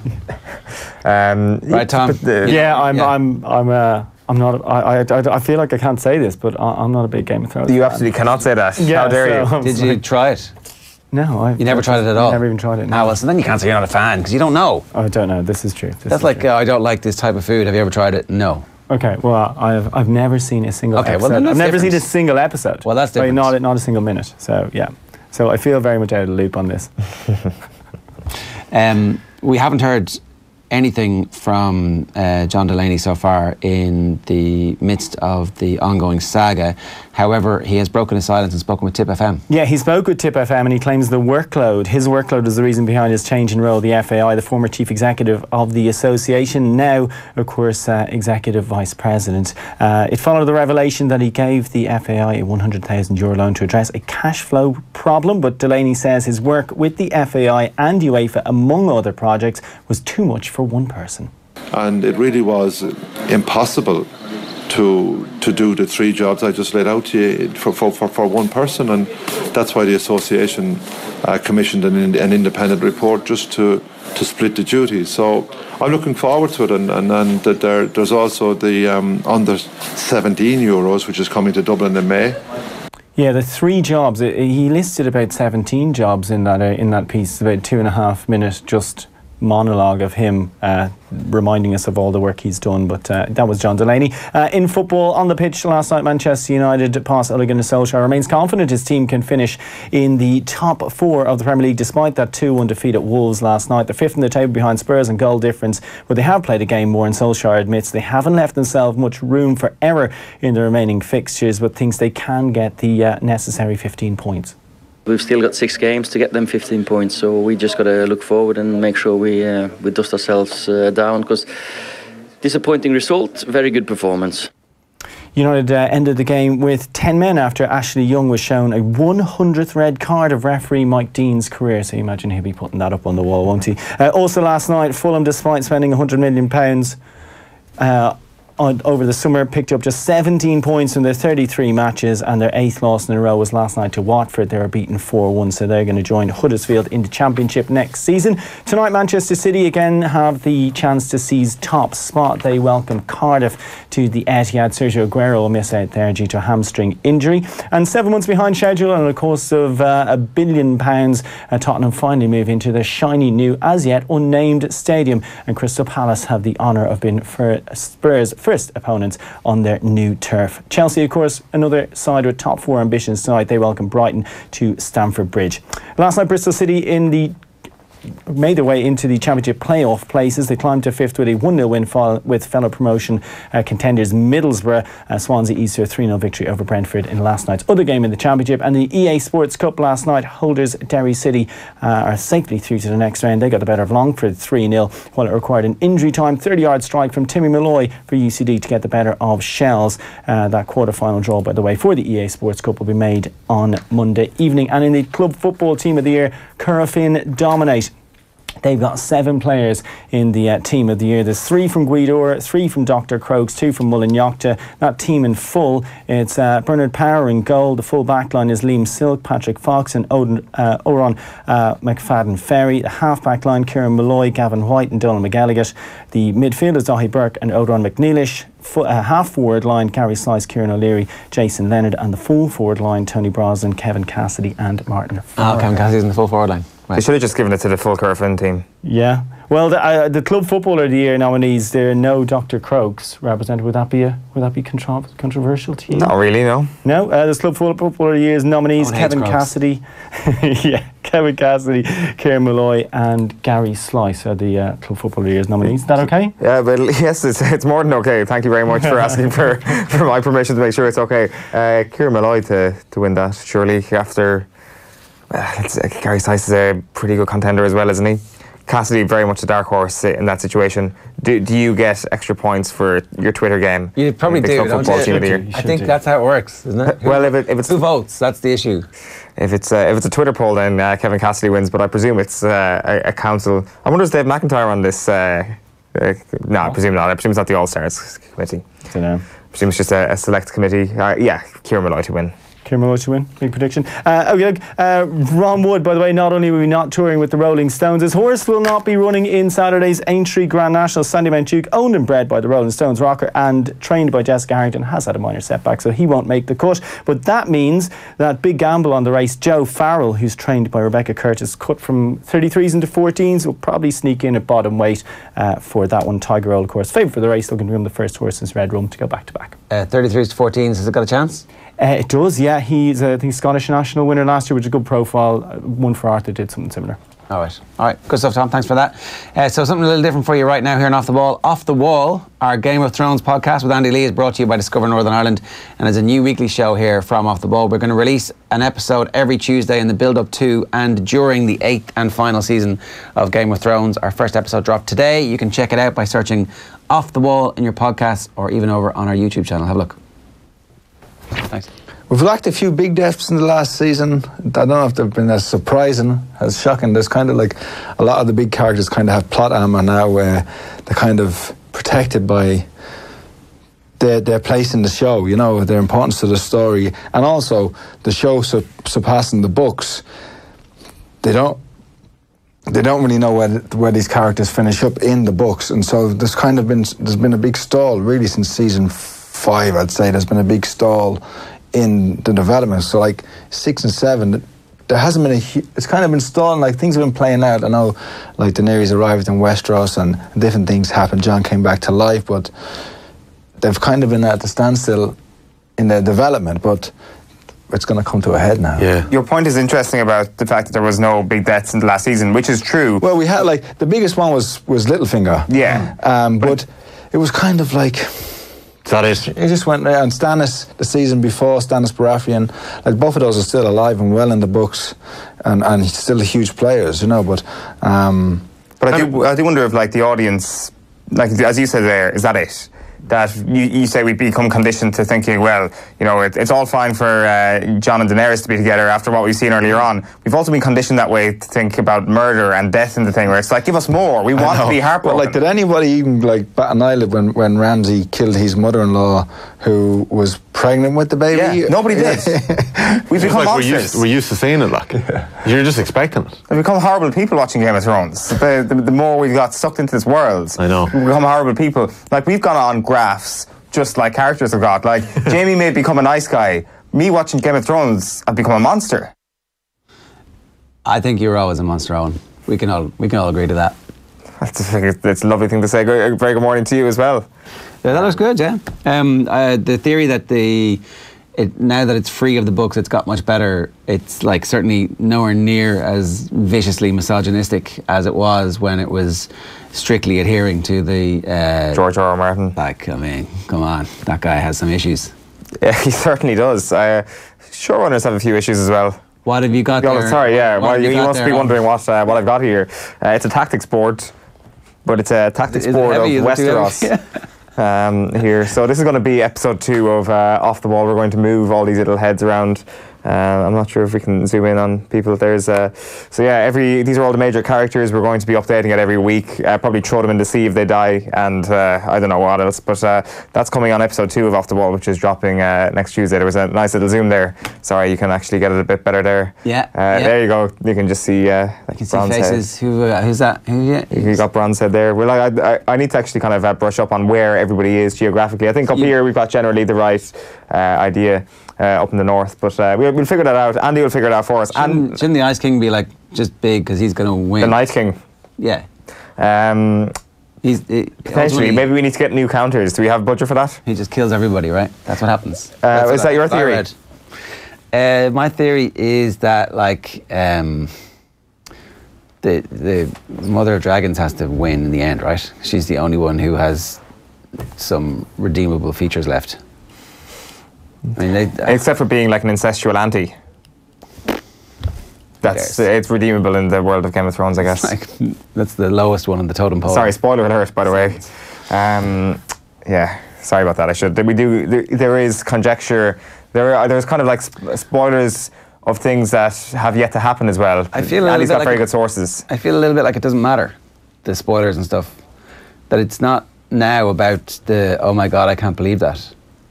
Is it because of what we were just talking about there, that we've become desensitized to twists and turns and a bit, yeah, and also messed up stuff? It's like it kind of wanted to end now. It's been on for so long. It's been around for so long. We just need closure. Okay, let's all move on. No. Yeah. No, it's ending way too soon. Like I could easily do another 4 seasons of this. Okay. Drag this thing out. Okay, we want to move on because this headline attracted our attention. I'll cure red woes. This is Uri Geller offering to fix England rugby team's mental weakness after Eddie Jones vows to bring in a mind coach. Uri Geller, good morning to you. How you doing? Hey, good morning to you. I'm sending you lots of love and positive energy from old Jaffa. This is what I see out of my window. Oh, wow. Not bad. Wow. That is pretty sweet. Yeah, that's Tel Aviv in the background. And we've been living here now for 3 years. I lived in England for 33 years. Weather's a bit better in Tel Aviv than England? Just a little better. But I'm still connected. You know, here we go. We see each other live. You know, the world became such a tiny village. You can reach everyone, anyone, anytime. Including the head coach of the England rugby team, Eddie Jones. Why did you suddenly get interested in this when you saw that Eddie Jones needs somebody to help the England rugby team close out big games? Well, first of all, I'm never the first one to approach.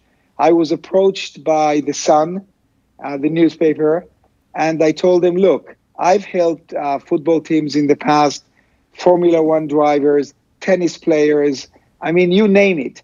And this is not a business. I do it out of out of fun, goodness of my heart, and why not if I can? So they explained me that the rugby team is in big problems. Eddie Jones asked for a psychologist. I say, come on, what do you need a psychologist for? You have Uri Geller. By the way, my mother comes from Sigmund Freud's family. So, the great psychologist, the father of psychology. And my name in my British passport is Uri Geller Freud. So I told him, let me take over. Let me come into the dressing room. Let me inspire the players. Let me motivate them. I'll bend a spoon for them. They'll see that these powers are real and they will start winning. But no one called me. Okay, right. So I'm going to tell you a very quick story. You probably don't remember being in Dublin in like 2004, 2005, but you came into the old Newstalk offices and you bent the spoon in the kitchen. I still have the spoon that you bent. And I have to say, I'm a skeptic when it comes to most things, but I have no idea how you bent the spoon. It just literally bent in front of... I was like, this doesn't make any sense. And a bunch of us were there going, this doesn't make any sense. We've just seen the spoon bend. You know that there are enough skeptics out there that keep me in the news all the time. I always say what Oscar Wilde said 100 years ago. Oscar Wilde, he said, there's only one worse thing in life than being talked about, and that's not being talked about. But what I do is real. I've been tested by MI5, by Mossad, by CIA, and the CIA, I mean, they came out with a very powerful conclusion that what I do is real. And if you don't believe me, just get on the CIA's official website and read it yourselves. So the power is there. Now, you cannot debunk the fact that I moved the football away from Gary McAllister's foot in Euro 96. Some people were worried. You know, England is always better than Scotland. But some individuals, I won't name them, they were worried that Scotland will beat England. So they put me in a helicopter and I was circling around Wembley. This is a true story. You can check it out. And I could see the players this big, but I heard everything. This guideline to Tel Aviv was perfect. It was all perfect just a second ago. So if you're just listening to us on offtheball.com, it's the thing you can do. We can be a radio show in your ears every morning if you don't want to watch us. The line to Tel Aviv has just gone down. We will get it back though, because there's some things I want to ask him. Like there's a couple of other sports things I want to ask about for sure. It's interesting. Like he was saying that he wants to be with the England team at the World Cup. It's at the World Cup he wants to be with them in Japan, in the dressing room before they go out there. And I think we've got Uri Geller back. You were talking about '96. I'll let you finish that point, Uri. Anyhow, so I heard that Gary McAllister, Scotland's striker, got a penalty, put the ball down, and I said inside the helicopter, I've got to move away the ball from his foot. And I screamed out, 1, 2, 3, move. The ball rolled away. He missed the penalty. Seaman caught the ball, and England won. And I received thousands of hate letters from Scotland. I'll never forget those months. So I had to give back something to Scotland. So I flew to Scotland and I bought a Scottish island. So now I'm part Scottish. Well, why did you say there, I felt I had to move the ball? Why did you feel you had to move it? Because I didn't want him to score. What do you mean? I wanted England to win. Look, I did something unethical, no doubt about it, because I interfered with a game, with the power of my mind, tangibly. I moved the ball away. But the rugby team is a different thing altogether. I'm willing to inspire them. I'm willing to, again, motivate them, to show them how to start visualizing themselves winning. And the power of the mind is immense. I mean, even Albert Einstein proved that everything is made from energy in the universe. You're energy, I'm energy. My thought waves are energy. This is science. And you can actually transmit energy to others. And that's what I'm willing to do. Absolutely no doubt in my mind that they will start winning if the coach will allow me to inspire them. I see constantly world-renowned players. I mean, I have to be ethical and not drop names. But I've seen Brazilian football players, Spanish football players, Portuguese, English football players, German football players individually. They come to me. Some of them came to Israel to be coached by me, and they started scoring goals. We're talking about names that everyone knows around the world. What are the sort of exercises you're doing with them in that situation, Uri? Like you mentioned the bending the spoon. What other things do you do? There are certain exercises of the mind, like visualizations, like affirmations. Before you go out to the pitch, you can play a little movie in your mind that you're going to score goals. So what you're doing, you're mentally enhancing your powers, your adrenaline, everything, psychologically, physically, again, tangibly, and you're better on the pitch, on the field. This has been proven over and over again. The best example is this. You have to ask the question, why is it that when a football team or a rugby team plays at home, why do they win more times? Am I correct? They win more times, statistically. And that's because of the fan energy, the fan power. Those people who are sitting and sending them that power, that's why they win more. The rules are the same, the pitch is the same size, everything is the same, but they win at home more times because of that energy. That's it. What about Ireland? Where are you guys? Well, there's one very famous example here in Ireland of, I guess you could call it negative energy, to use your term, Uri, where one of our Gaelic football teams, Mayo, hasn't won the All-Ireland since 1951, and on the way home from Dublin on that particular occasion, they overtook a funeral and weren't very reverent towards the funeral, and they were told on that occasion that as long as that team is still alive, they will never win the All-Ireland Championship once again. They were cursed by a priest. They were cursed, exactly. That's amazing, because although I don't believe in curses, but there's no doubt there must be some kind of negative or dark energy also. If there's positive, there's a negative. And footballers, especially footballers, are very, very superstitious. Every world-class player has some kind of a little good luck charm that they carry with them. It's incredible. Then there is a power of prayer. You can see lots of famous players, when they score a goal, they look up, they pray to God, they thank God. Muslims come down to the earth, they thank Allah. It's incredible how the power of belief can motivate you. And if you look at it again scientifically, let's take, experiments were done with two groups of people, sick people. One group of sick people were prayed for, The other group of sick people were not prayed for. Lo and behold, the group of sick people that were prayed for healed faster. You can ask any doctor and they will tell you that if they have a patient who has a positive frame of mind, they will heal faster than someone who is in a negative frame of mind.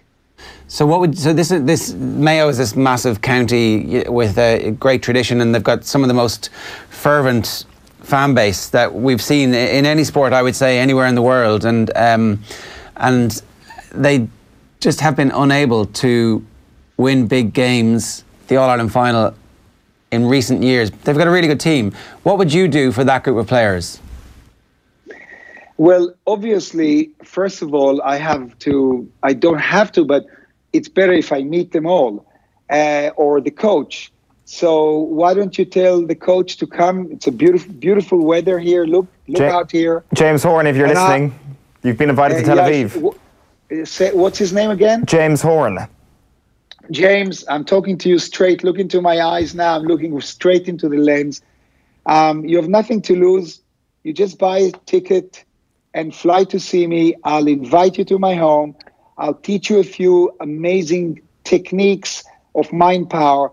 You show that energy. You show what I taught you to the players, and you're going to start winning. You have nothing to lose. You'll at least enjoy a couple of days in Tel Aviv, and I'll take you around. I'll show you the museum I'm building. I'm building an Uri Geller museum here. And, that's it. So, I've been in the press every day now because of Theresa May. I don't know if you're following, but if you Google my name and you click news, you will see what's happening. All the papers are carrying an open letter I wrote Theresa May because I'm against UK leaving I'm against Brexit in a nutshell. So this letter went all over the world. So anyhow, the invitation is open. I'll invite you and I'll teach you amazing things that you will transfer to the team. And I tell you, you're going to start winning. I'm sure it's certainly an invitation he'd probably take you up on. But the problem I have is, what if they really are cursed? Can you really undo a curse? I might try to do that. Look, I'm not a prophet. I'm not a miracle worker. And I'm not a guru. I'm just a human being with some kind of special skills and talents that I was born with. I've been tested by science. Science has validated my powers. Sure, I'm controversial, but that's great. So I will try to remove the curse. I have ways of doing that.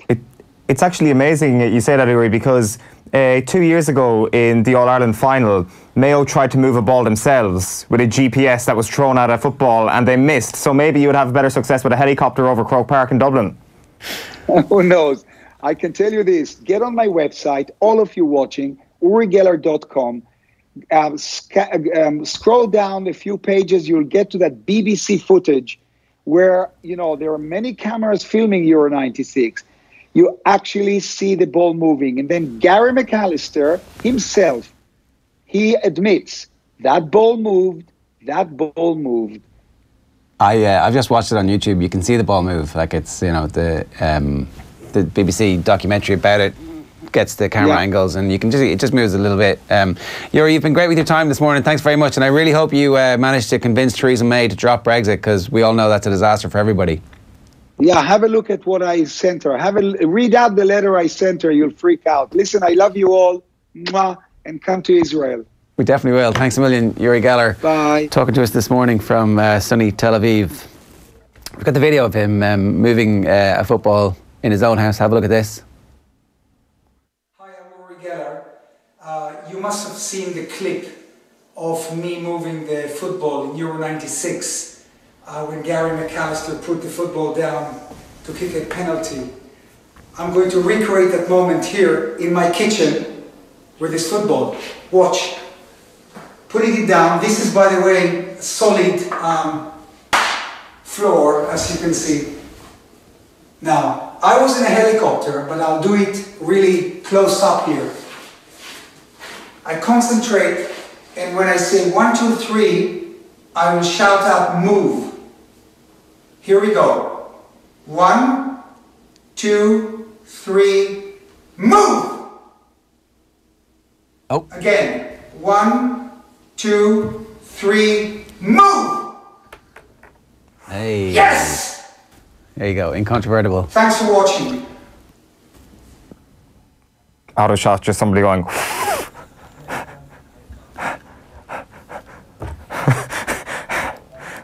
I don't know. No, there was definitely energy, positive energy moving that thing. Or negative energy pulling towards you. So the BBC have made a documentary about Euro 96. Obviously, there's loads of them.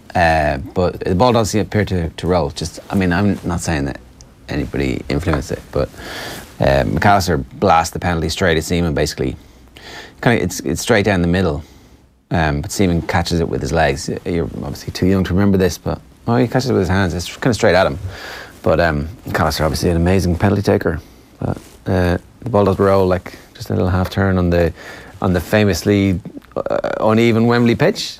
Well, was it instantly recognisable that there were some mystic powers at play, some kind of energies in the stadium at the time? I doubt it. I'd love to have been there at the moment to see if I could actually kind of sensed a bit of that energy. If I could actually have felt any of the waves that moved that ball, but unfortunately, I'll never know. Well, I mean, you will. You get to make your own mind up and decide if that's something that you want to talk about or not. Well, we'll see. Let's move on. We're going to talk a little bit about what happened to Manchester United last night. Daniel Harris is with us this morning. Daniel, how are you? I'm well, thank you. You're right. What's your memory of the ball moving in 1996 in the Euros when Gary McAllister misses a penalty against David Seaman? It was a big thing in England at the time because obviously it was the Euro 96, it was in England, like the tabloid hype was in overdrive, so anything about the football, they were splashing all over the place. So actually I think that it's become part of the folklore, rather than, I guess, it probably wasn't something that you guys were so excited about. But I would say that anyone who was old enough to remember Euro 96 probably remembers Uri Geller saying that he made the ball move. But and the ball definitely moved, there's no doubts about that. Yeah, absolutely. And he definitely tried to make it move, so 1 + 1 = 2. I mean, that's how life works, right? That's definitely... Yeah. If you were James Horan and you see this, like in the way that we've been talking about, if you're Jim Gavin, you kind of have to ask Rory O'Carroll and Diarmuid Connolly to at least come in for a training session. Do you, if you're James Horan, have to take Uri Geller up on his offer just in case 100%. There's something you don't know? 100% you do. If James Horan isn't on a plane to Tel Aviv right now, I'll be highly disappointed. All right, let's go back to the real world, and it was a bit of a real world experience for Manchester United last night. This is going to happen. There's definitely going to be setbacks. It's just whether or not they can manage the setbacks over the course of the next 18 months to the point where everybody kind of feels like they're constantly being propelled forward under Solskjaer. Yeah, I think so. I think in the end, his time as manager is going to be defined by whether he buys the right players this summer. I think that we're starting to see that where he thinks the players need to be bought, that he dropped Matic and Herrera last night. And I think that was quite cheering as a United supporter, because you hear all sorts of rumours about he wants a right back, he wants a centre back, whereas I think very clear to me and the people that I go and watch United with that the midfield is the thing that needs addressing. And I think that's really what we saw last night.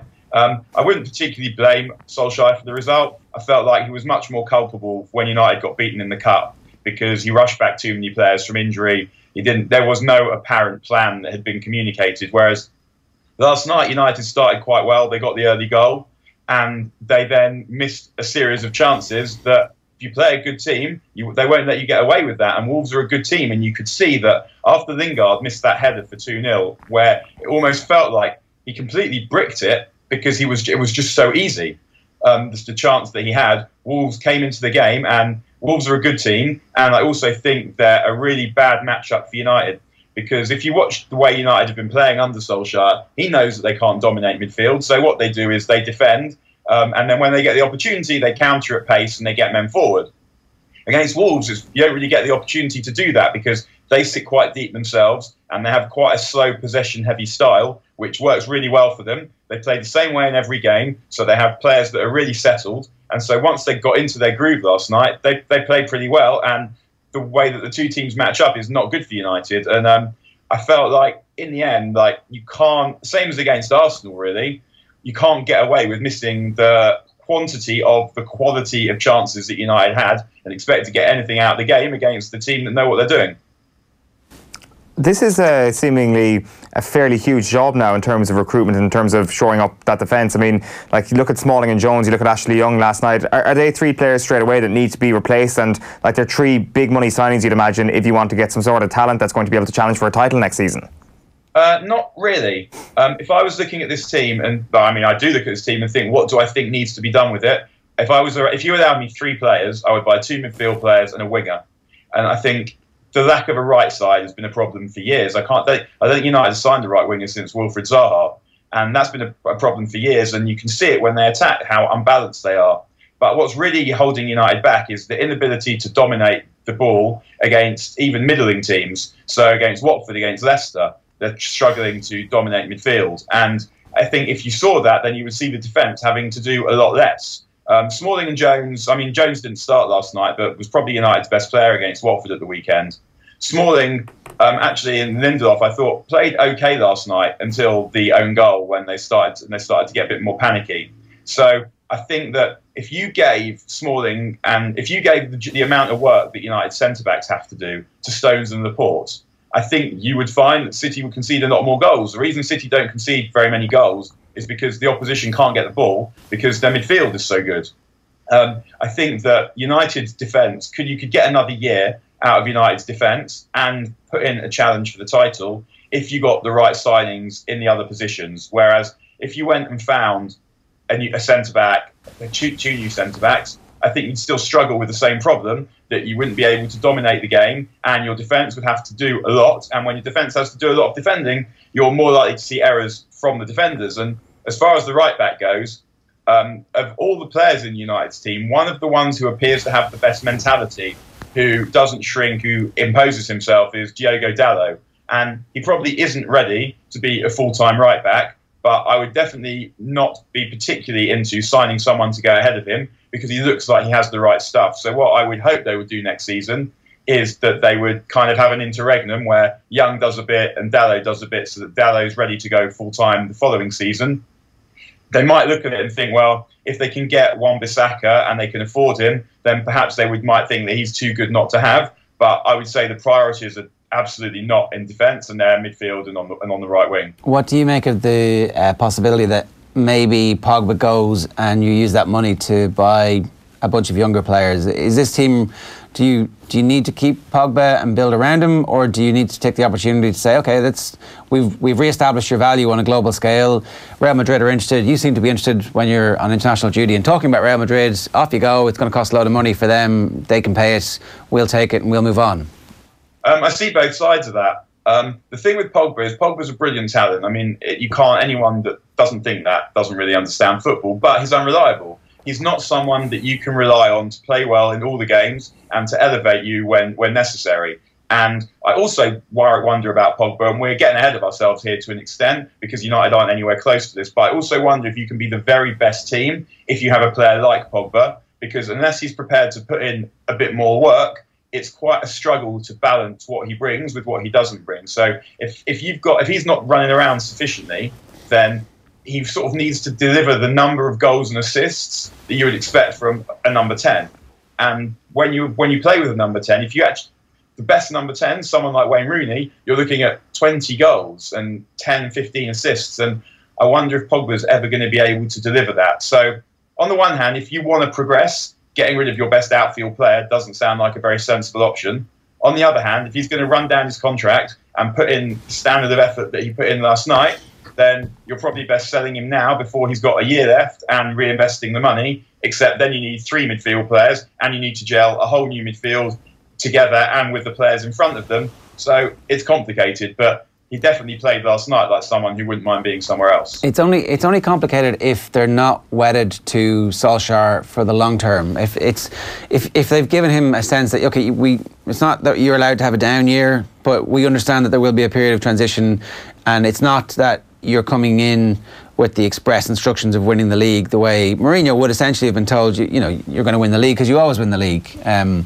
Or the Champions League, or at least make us relevant. For Solskjaer, there should be, at least from the ownership, a sense that, well, he's inherited an absolute mess and he's taken the team to the brink of qualification for the Champions League when that looked absolutely hopeless. So if we are going to sell Pogba and not replace him with a like-for-like world-class player, maybe we're going to sign 3 players at a lower rate who one of them might become, or 2 of them might become what Pogba is in the future.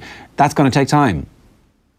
It does take. It might take time. I mean, it doesn't always work like that, because if you had like let's say you sell Pogba for 120 million quid, you could go and buy 2 £60 million players with that, or one £80 million player and one £40 million player. If you pay £80 million for a player, like I read, I don't know if this is true. So like, I mean, I'm kind of making. I'm not making it up, but I read that people think that you could get Saul from Atletico Madrid for 80 million quid. If you went and did that deal, then you would expect him to come in and be good pretty much straight away, because he's a really good player. So you don't necessarily have to pay all that money to spend all that money on one player to get someone good.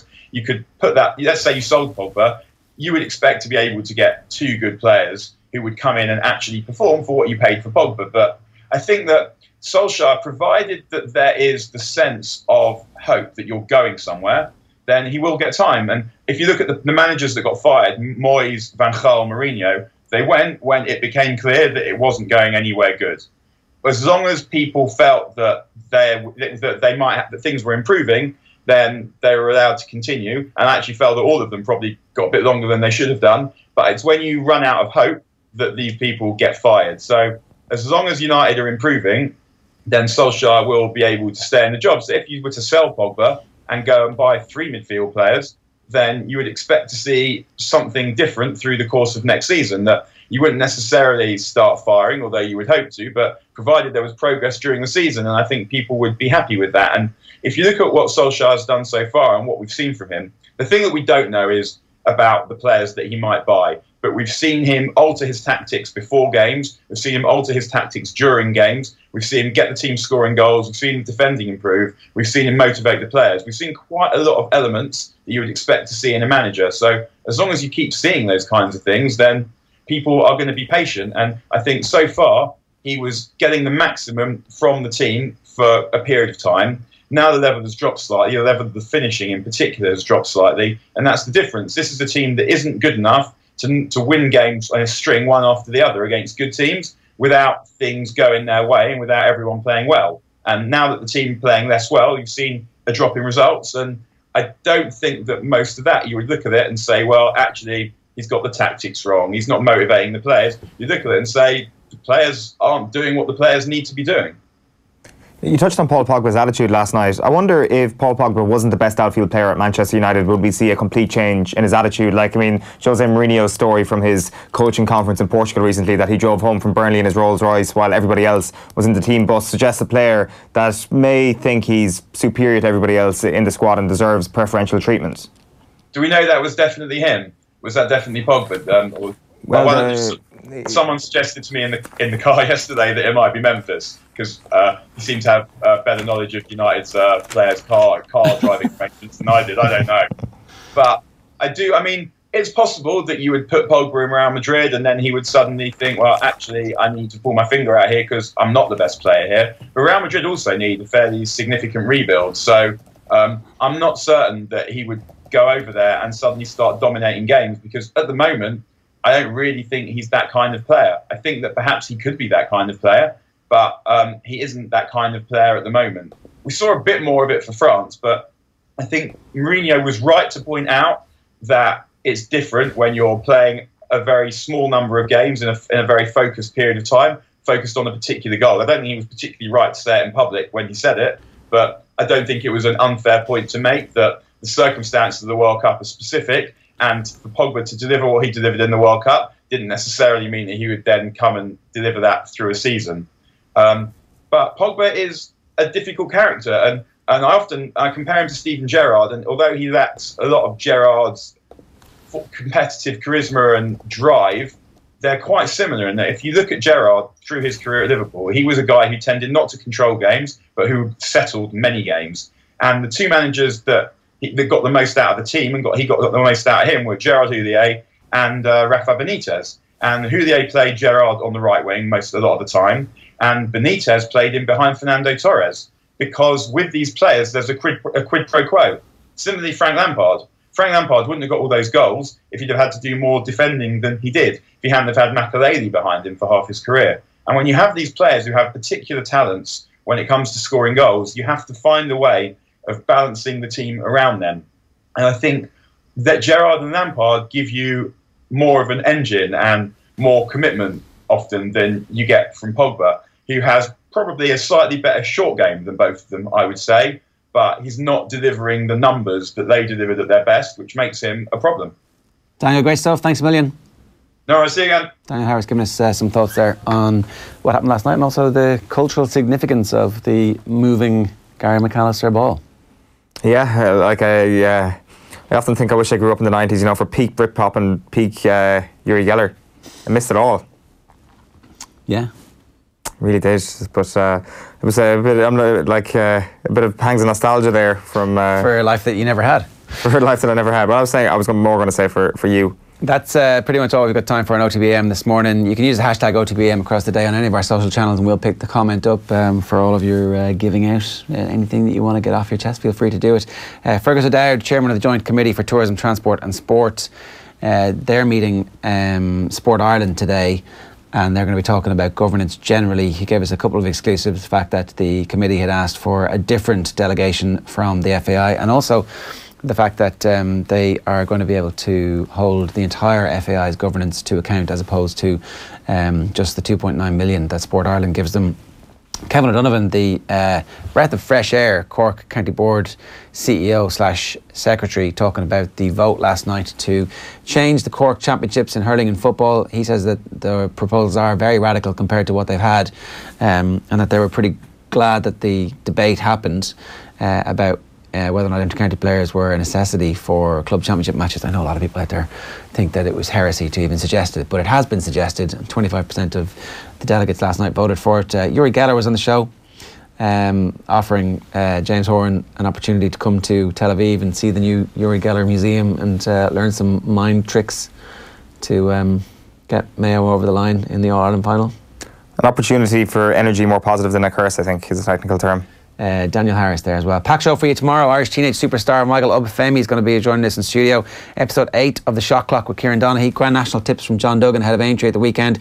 Donald O'Neill, co-founder of the GPA, is going to talk Down Meath 91 and the state of the GAA today, and also a cardiac screening programme that they're putting in place. The Gaelic Football Show is live from 12:30 today across all of our OTB channels, and Off the Ball is back tonight from 7 o'clock. We're back tomorrow morning from 7:45.